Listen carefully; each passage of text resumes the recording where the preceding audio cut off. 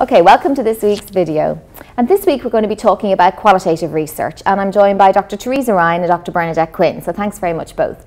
So let's start with, why would a student choose to do qualitative research over quantitative? I think a student will try qualitative methodology if they're trying to get at maybe, the meaning of something. So for example, if their topic was maybe around experience, the holiday experience, or if they were trying to get at motivation or perception, something like that, then qualitative research offers a nice set of tools to dig deep into meaning. And maybe when they would wish to use a small number of people, a small group of people, but what they're really looking at is getting at deep meanings from a small number of research participants, as opposed to, a large scan, superficial look at many issues, which would be more the quantitative, exactly. So when you're looking at qualitative, really you're talking about depth in terms of it really gives you an research. understanding. You're looking towards trying to get a better, deeper understanding of something. So you might have identified a factor that's important, and using qualitative research would give you an opportunity to really get behind understanding and digging why these things happen, or why it's occurring, or whatever, or why certain decisions are made. So it's a complete contrast to quantitative, where that really focuses on measuring and very objectively looking at something. Qualitative is subjective, so you're dealing with much softer kind of material and teasing out kind of meanings behind what people are saying. And so one of the key tools then that we use for qualitative research is interviews. And I know for a lot of students that's a bit sort of nerve-wracking as to how am I going to conduct an interview and what does it involve. So any tips for them in terms of how to run an interview and how to develop their questions? Well, I think, developing questions is really important. The last thing you want to do is to turn up to meet somebody who's giving of their time and not to use it wisely. I mean, that's a big mistake. So before you go, you need to know your research question really well. You want to have broken that down into maybe 10 questions max, I would have thought, and you have them on no more than one piece of paper. And you've thought through very much what those questions will generate. So it's almost like you kind of know what you want to be writing about in your findings and analysis. That's a really important thing, isn't it? That we often see students that actually have done all this, but then they come back and you go, well, what's the data actually telling us? Because they're not really addressing the research question. So you can kind of work backwards almost. What would you like to find? What kind of issues do you think might? And then you work out the questions that might get at that kind of and also the types of questions are very important, Teresa, aren't they, in terms of they have to be probing, don't they, to ask it in the right way to get people to actually give you lots of information. And I think it's important, where you have a set of questions, you're not going to stick rigidly to your questions. I think you have to be fluid, a fluid conversation type of thing. So it's like a guided conversation where you have a question that guides what you want to say, but you let the person develop the point. And sometimes they may go off the track a little bit, and that's your aim then, is to bring them back with the questions and that.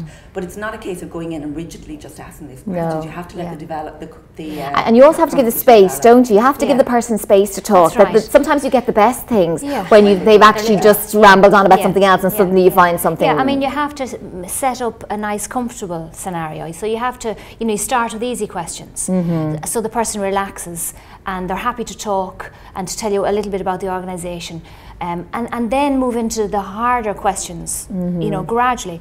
I mean, sometimes qualitative research is very good when, what you're trying to find out is not written down anywhere. So, in the policy area, for example, when you're trying to figure out who makes decisions and why are they made, it can be very hard to actually find something that explains that process written down. And you can only get it from talking to the people who make those decisions.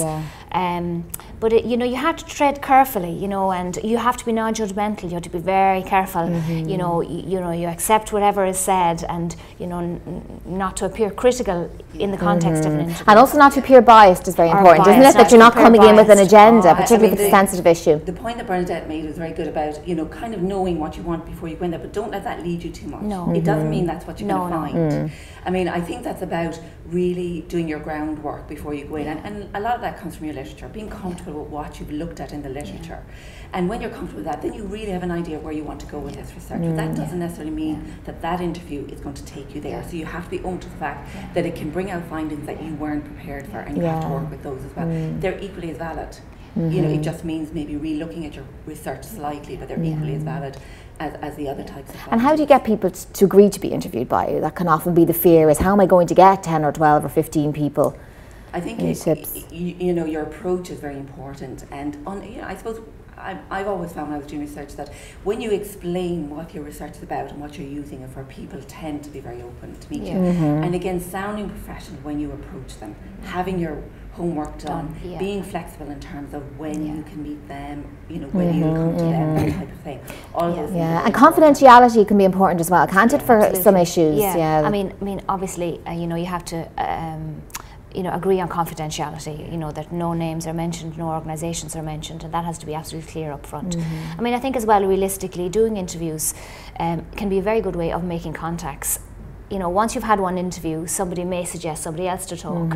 And this, of course, then is another way of getting another interview. If you can send an email and say, you know, I've been talking to X, and they suggested that I make contact with you. And so you're, you know, firming up your credentials, if you like, as a professional.